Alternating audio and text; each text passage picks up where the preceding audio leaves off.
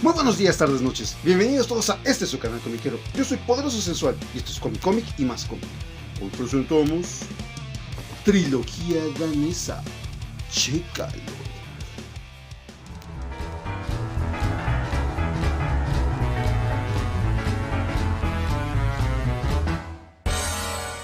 La trilogía danesa se compone de los libros Desertor, editado por primera vez en 2014, Cucaracha, del 2015, y Danés, del 2016. Llegan a México por Editorial La Cifra en colaboración con Global Comics.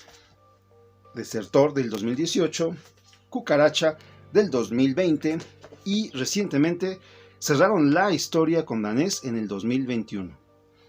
Esta es una historia firmada por Halfdan Piskett. ¿Pero de qué va esta historia?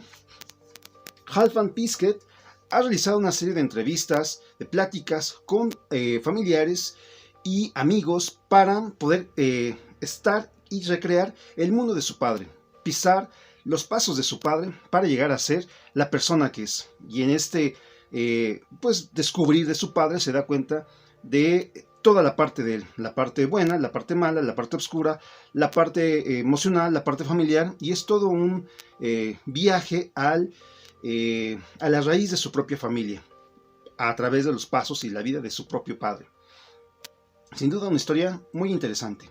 Pero, ¿quién es Halfdan Piskett?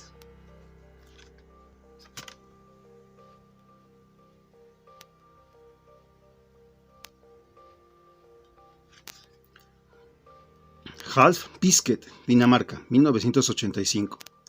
Estudió en la Real Academia Danesa de Bellas Artes. Inició su carrera como ilustrador e historietista al autoeditar algunas de sus obras. Bold, con Hans Otto Horsensen, en 2009. Hail the Dark Lord, 2012. Y Luke Smith, Files, del 2012. Más tarde, Halfdan comenzó el proyecto en el que contará la historia de su padre, la trilogía danesa, cuya primera parte fue Desertor, publicada en 2014, seguida de Cucaracha, 2015, y Danés en 2016. En 2020 edita Döden, Muerte. Además de su faceta como VJ, Half Piskett ha sido miembro del grupo activista musical Halberslund Terror Corps, afiliado al Sick Knock Records.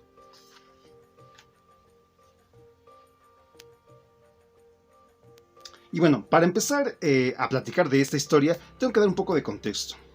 Poderoso Sensual es una persona que le encanta, le fascina las historietas. Pero también dentro de este mundo me gusta mucho poder descubrir.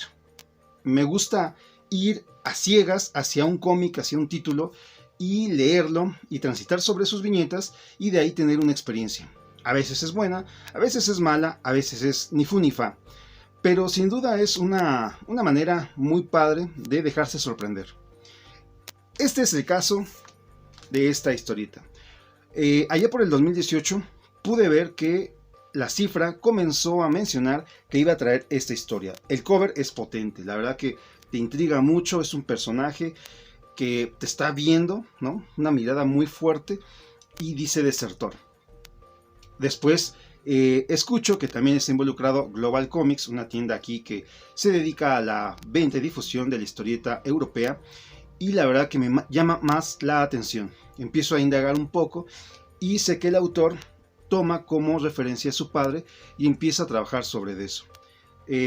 A simples rasgos, o lo primero que se menciona es que es un desertor turco que se va a Dinamarca y allá comienza a tener una nueva vida. Entonces ya con eso yo me quedé, no quise indagar más, y bueno, 2018 ve la presentación de este libro y yo digo, bueno, está dividido en tres.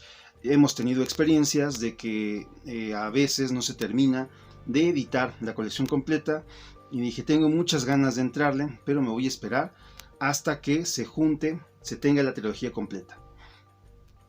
Hace un par de semanas, después del aniversario de Global, me acerqué y vi que ya tenían el libro 3, Danés. Y dije, es el momento de acercarme y hacerme de esta colección. Y la verdad que no me ha defraudado pues esta manera mía de buscar, de ir descubriendo historieta, me ha dado muchas satisfacciones. Como digo, a veces no son las mejores, pero afortunadamente no son las más. Y en este caso, esta historia me gustó también mucho. Para hablar de esta historieta, voy a dividirlo en tres partes. La primera es desde un punto de vista técnico, un punto de vista donde yo voy aquí a comentar la estructura, la técnica y las maneras en que se narra esta historia. Y después me voy a ir sobre la historia misma, qué nos está contando, para concluir con mi experiencia. ¿Qué vibraciones me dio esta historieta? Y bueno, pues nos vamos por la parte técnica. Hay que decir que esta trilogía va cambiando por el tiempo. La primera parte, Desertor, es una historia continua. Es una historia que comienza en un mapa mostrándonos que aquí es donde se desarrolla la historia, en los límites entre Armenia y Turquía, entre Ereván y Kars. Y es una situación política difícil, ya que aquí hay fuerzas armadas que están invadiendo uno y otro. Pero bueno, así comienza con este mapa y comenzamos la historia. Todas las páginas sí están muy en el tema de página europea. Esto es que hay muchas viñetas. Nos muestran también mucho del ambiente. De pronto son viñetas donde está el pueblo y nos muestran al personaje pequeñito para darnos contexto. Entonces, en esa primer parte, en ese primer enfrentamiento, es muy narrativa europea. Como vemos aquí, muchas viñetas y nos van acercando y alejando para tener un contexto y estar dentro de la intimidad de nuestro personaje. También visualmente esto está todo en blanco y negro. Toda la historia es en blanco y negro. Originalmente está en blanco y negro. Y a mí me llamó también poderosamente la atención porque me recordó mucho a Muñoz y Zampayo con Alex Sinner. Y yo creo, me da la sensación que aquí hay algo de ellos, ¿no? Tanto en la narrativa, en cómo nos va contando el personaje, en también cómo encuentro yo esos paralelismos, ¿no? De cómo nuestro personaje principal vamos viendo su vida y vamos creciendo con él, ¿no? Entonces, en Alex Sinner también comienza de una manera, va pasando y también el entorno que está a su alrededor se va involucrando en la historieta para darnos ese contexto de dónde se está desarrollando el personaje. Justo pasa aquí con este cómic. James Piskett, nuestro personaje, nos cuenta esta historia como está en Turquía, en Armenia, y vamos viendo también un poco del contexto que va definiendo su vida y las cosas tanto de la parte política como de la parte del entretenimiento.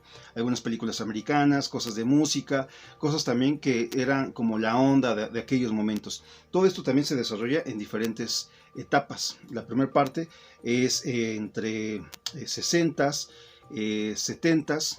La segunda parte ya es en los 80s y la parte del medio ya es entre los 80s, 90s. La última parte ya 2000s hasta prácticamente nuestra actualidad. Sin embargo, va brincando de un lado a otro, ¿no? La parte narrativa del primer libro es un poco pesada porque nos empieza a contar muchas anécdotas, muchas historias. También cabe recalcar que este cómic va mucho como de esa manera, ¿no? De contarte anécdotas, y esas anécdotas, cuando tú las vas conociendo, tú las vas hilando y tú vas poniendo en orden para darle forma a la vida de nuestro personaje.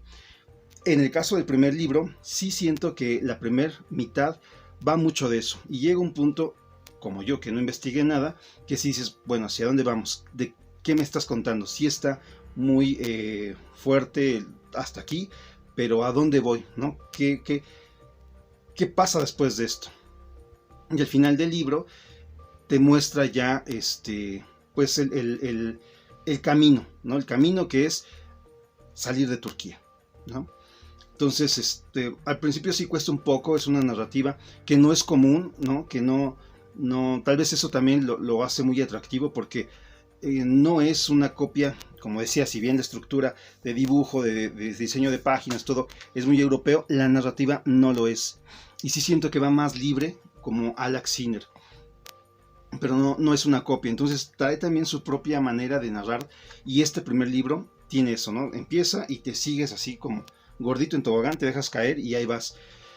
Y aunque es muy atractivo, sí, un momento donde dices, bueno, pero ¿cuál es el meollo? ¿A qué quiero llegar? ¿No? ¿Qué me estás invitando? Ya tengo mucha información, pero ¿qué pasa? Y te deja ahí un poco el cliffhanger de este primer libro. Y en el libro pues nada más da como una vuelta, empieza en prisión y termina en prisión. Y ya así da vuelta. Eso es en la parte como de la estructura y la narrativa y el tipo de dibujo del libro 1. Llegando al libro 2, Cucaracha. Uy, me equivoqué, este es danés. Cucaracha. Aquí ya vemos que empieza a dividir por capítulos. Ya de entrada, primer capítulo, ¿no? Y eso también nos da un poco más de aire, porque el primero, como decía, eran muchas anécdotas y te iba aquí empapando de mucha información. Y aquí al tener capítulos y ya ser más cronológico, ya como una historia continua, te permite respirar. Terminas el capítulo, procesas qué pasó, lo conectas con el libro 1 y vas armando, ¿no? Entonces, en ese sentido, también te es más amable para ir leyéndolo. Eso no quiere decir que me aventé un capítulo todas las noches antes de dormir. Lo lees, respiras un poco, echas un trago de agua y continúas leyendo, porque es un cómic que también te atrapa, que sí quieres saber qué sigue, ¿no? ¿Qué pasa con nuestro personaje? Y bueno, aquí en este segundo libro, además de continuar con esta sensación de Alex Sinner, estos contrastes en blanco y negro, y este tipo de dibujo también de pronto pues más desfachatado, aunque también roza con el realismo, nunca llega al hiperrealismo, roza con el realismo, pero ocupa un tipo como de caricatura, sin llegar a ser bastante pues caricaturesco, ¿no? Por más redundante que sea esto. Hay un punto medio, ¿no? Es aquí deforma a los personajes y ocupa mucho estas deformaciones como para expresar emociones, ¿no? Expresar que es un momento crítico para nuestro personaje y que también los otros están en un momento diferente, ¿no? Aquí, por ejemplo, es un tipo que lo tiene una entrevista y va muy bien, y solo por ser por ser turco, extranjero, lo rechaza y él se encamiona, ¿no? Y él explota. Entonces, como decía, la narrativa sigue siendo diseño de página europea, pero nos va contando, a lo que voy es que no hay secuencias, no hay cuadros que puedas cortar y que te arma una escena en movimiento, sino simplemente casi todo el cómic va narrándotelo a alguien, te lo va contando, muy a la Miller, por ejemplo. Y pongo otros ejemplos como para irlo aterrizando. No es que se acopie, pero para tener un poco la idea. Entonces va un narrador, y este narrador, si ven aquí no hay ningún globo, nos van contando, y las imágenes simplemente potencializan el texto y nos dan más contexto de lo que nos habla en estos párrafos. Y algo que también vi acá, que está en esta segunda parte, sí hay como más influencia de lo que es el cartoon, ¿no? Que es muy del underground americano, muy Robert Crumb, y de hecho por aquí hay una viñeta copiada de Robert Crumb, pero bueno, técnicamente veo eso, ¿no? Aquí ya digamos que es más amable para contarnos la historia, con estos capítulos, con estos dibujos que también son más expresivos y nutren más el texto. Y así llegamos a la parte 3, danesa.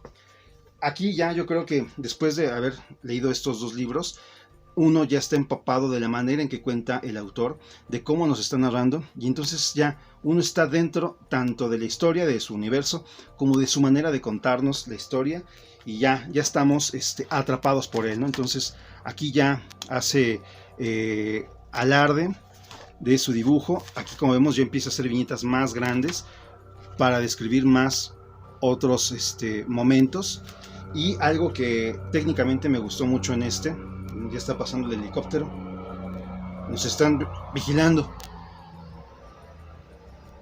Ya pasó. Bueno, raro que pase a esta hora un helicóptero acá, pero bueno. Entonces decía que aquí nos va atrapando con su narrativa, y algo que de los recursos es que aquí empieza a tener ya ahora sí más narrativa. Hay un par de capítulos en donde no hay texto, no hay nada de texto, y ya nos da secuencias dibujadas. Es un capítulo en donde nos muestra que en alguna parte de Dinamarca nuestro personaje, pues que ya está a fondo en el tema de la violencia, simplemente se deja ir. Es este. Aquí ya no hay ningún texto y vemos cómo nos va narrando visualmente un día a día de nuestro personaje. Cero texto, composición de cuadros de viñeta, el 3x4, y así continúa. Aquí ya nos ha dado tanto contexto que ya sabemos identificar a los personajes, ya sabemos qué están haciendo aquí, ¿no? Entonces esto ya, si uno lo lee sin haber leído los anteriores, queda un poco fuera de la jugada, pero como ya llevamos 2 libros, aquí él ocupa eso para simplemente mostrarnos imágenes, y nosotros ya sabemos hasta los lugares donde él está, ¿no? Donde está pisando, y por qué son importantes para él y por qué están ahí en esta imagen. Entonces yo creo que eso es la parte padre, la parte técnica, que no es todo igual alrededor de los 3 libros. Cada libro trae una parte que va innovando y que va cambiando y que va haciendo que la lectura no sea la misma. Y bueno, así llegamos a la parte de la historia. ¿Qué nos está contando? Pues como decía al principio, este trabajo está dedicado a su padre y se conformó a partir de entrevistas y conversaciones con su familia del autor y principalmente con su padre para formar, recrear este mundo que él vivió en viñetas. Y así es como empezamos en esta línea divisoria entre Armenia y Turquía. Nos muestra, nos narra, nos dice que hay conflictos políticos y que constantemente, o que por un momento de tiempo, todo estuvo en calma y eso permitió que el pueblo se desarrollara, y que ahí convivían musulmanes, convivían judíos, convivían cristianos, católicos en armonía, y no tenía ningún problema de tener un solo edificio en donde ciertos días se daba la misa o las reuniones o esta parte religiosa, y no había ningún conflicto, todos convivían en sana paz.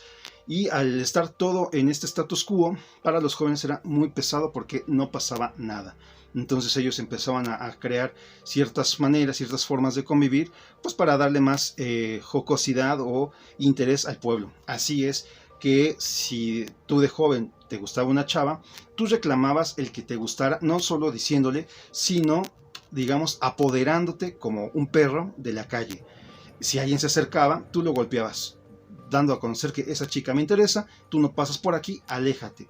Y para las chicas era también atractivo ver que hubiera un macho dominante que las estuviera cortejando.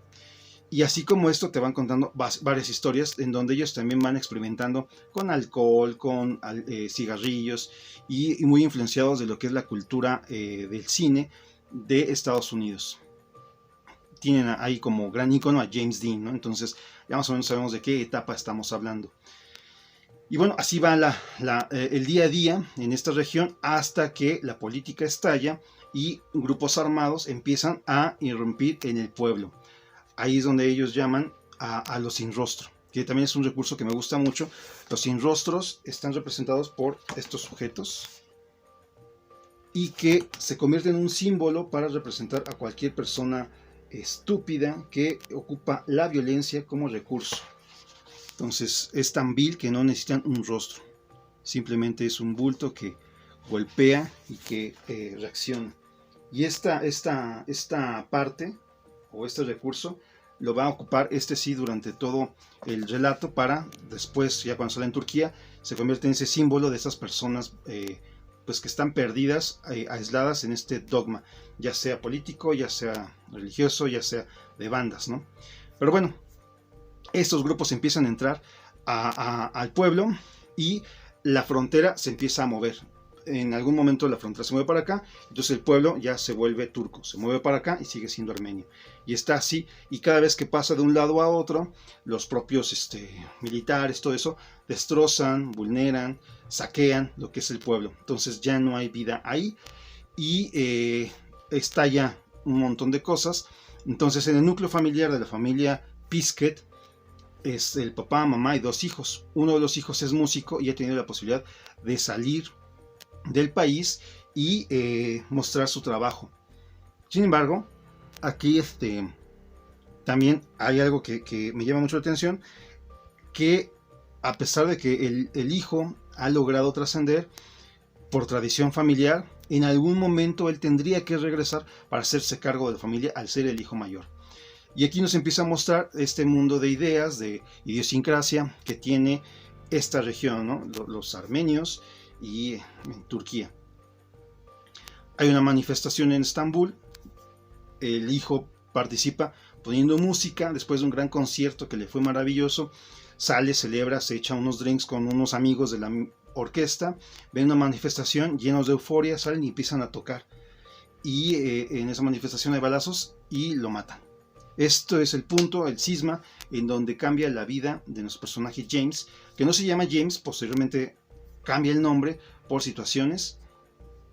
Y bueno, ese es el punto medular donde toda la historia comienza a tener sentido porque se destruye el status quo, se empieza a destruir su familia y él mismo empieza a entrar en un torbellino de soledad, de miedo, de incertidumbre.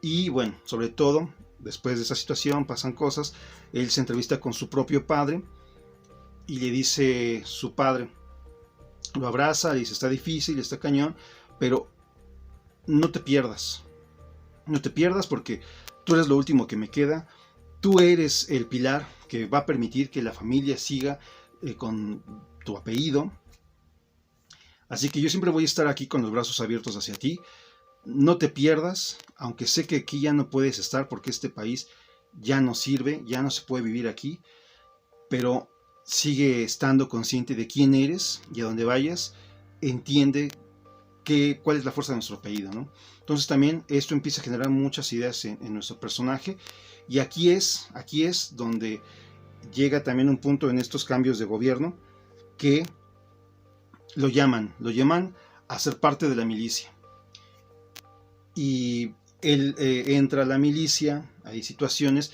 en ese inter su padre se enferma y tiene que salir, sí o sí, no lo dejan y él huye, al huir se convierte en desertor. Y ahí comienza, se cierra el libro 1. No es spoiler porque de esto va la historia. Si ya lo lees, pues ya puedes agrandarlo más. Pero básicamente ese es el punto, ¿no? Todo cómo comienza.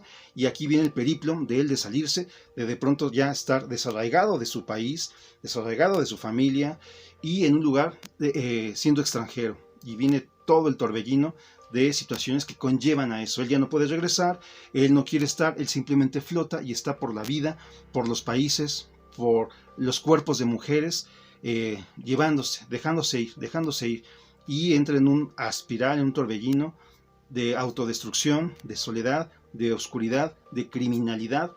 Y bueno, así nos lleva esta historia. Es muy íntima, muy violenta, muy potente. Y bueno, esto es el libro 1.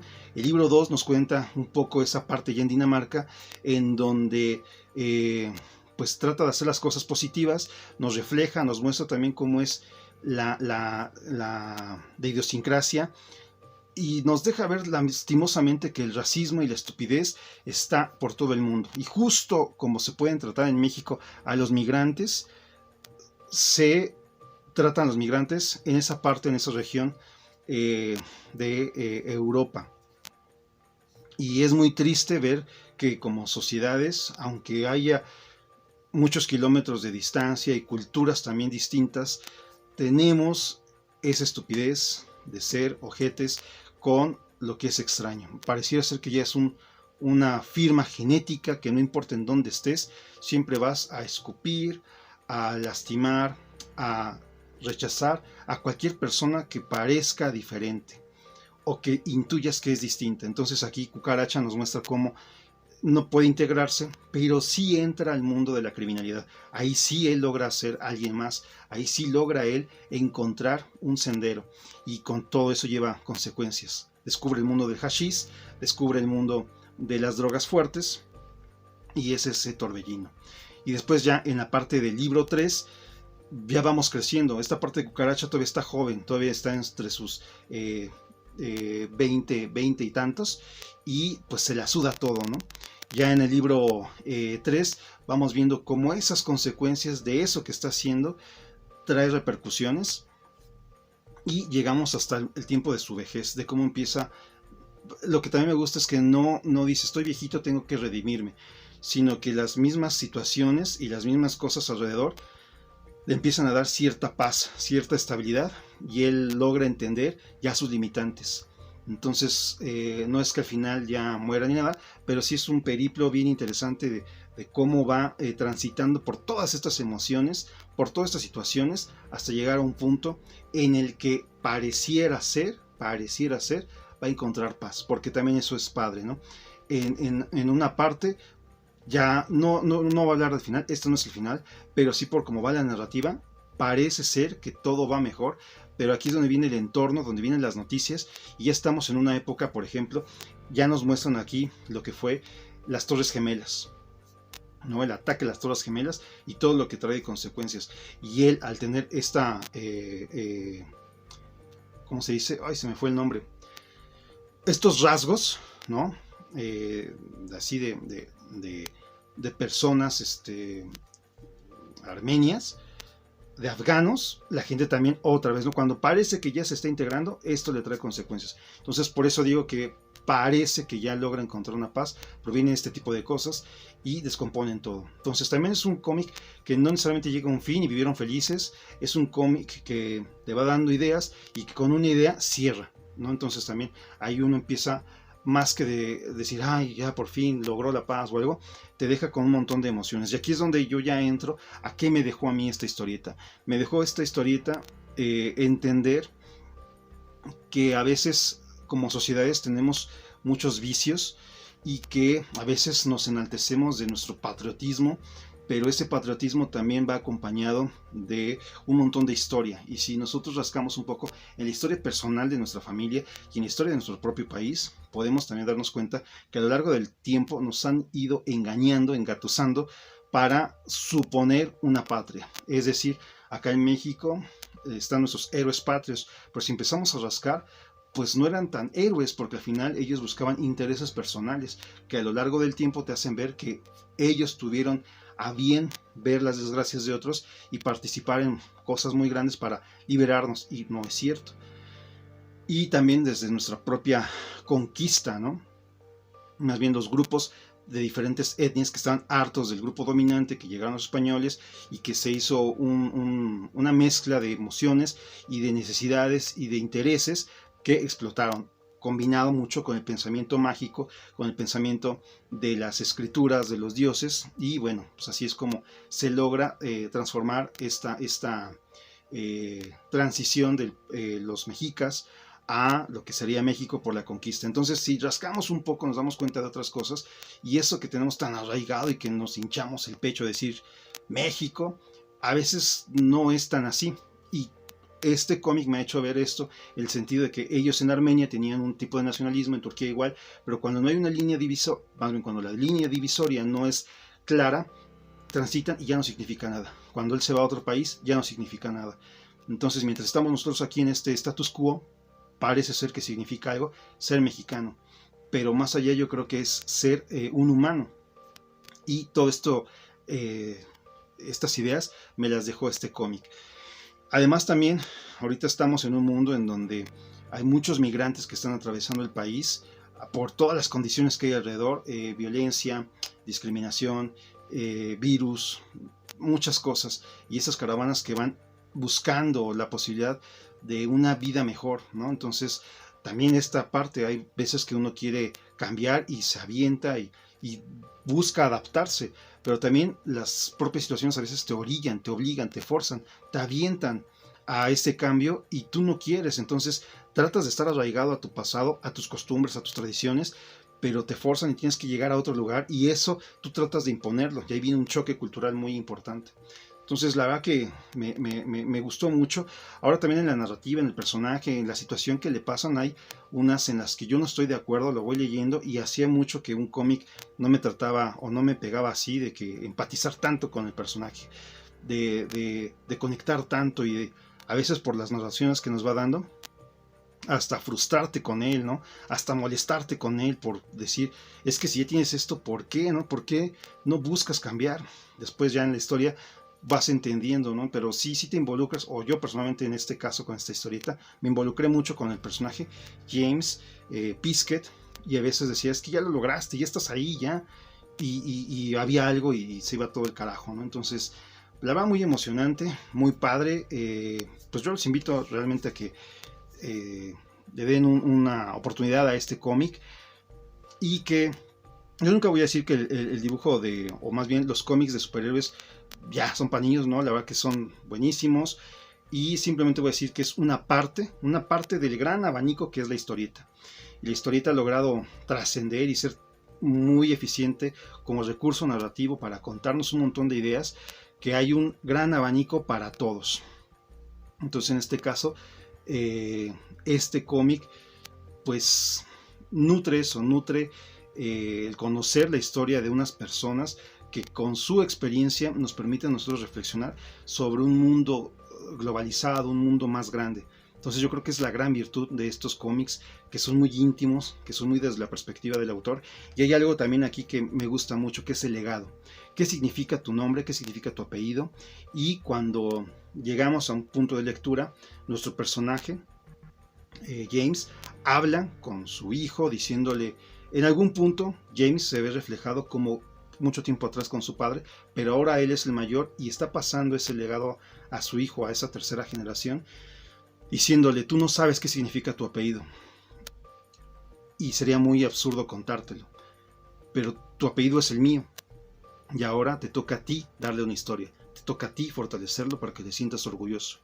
Y él lo que hizo fue hacer este cómic para contarnos la historia de su padre y darle un peso a su apellido. Entonces, como legado familiar, creo que es buenísimo y que el cómic sirva para preservar esa historia familiar, compartiéndola con todo el mundo, es algo muy interesante, ¿no? Pero bueno, yo hasta aquí llego con este cómic. Este se puede conseguir tanto en ferias de libro con Editorial La Cifra, como directamente con Global Comics y en varios otros puntos. Actualmente es muy accesible hacerse de él y pues lo recomiendo muchísimo. Sello de aprobación poderoso. Eso fue nuevo, fue muy payaso y mejor lo quitamos. Yo hasta aquí con este cómic, confío haya sido de tu interés. Si llegaste hasta este punto, muchísimas gracias. Te invito a que le des like, a que compartas, a que te suscribas y estés pendiente a más videos como este. Y que te unas en mis redes sociales, en Instagram como Poderoso Sensual, en Facebook como Poderoso Cómic Sensual. Sin nada más por el momento, solo me queda decirte felices lecturas, sé feliz, pásala chévere, adiós.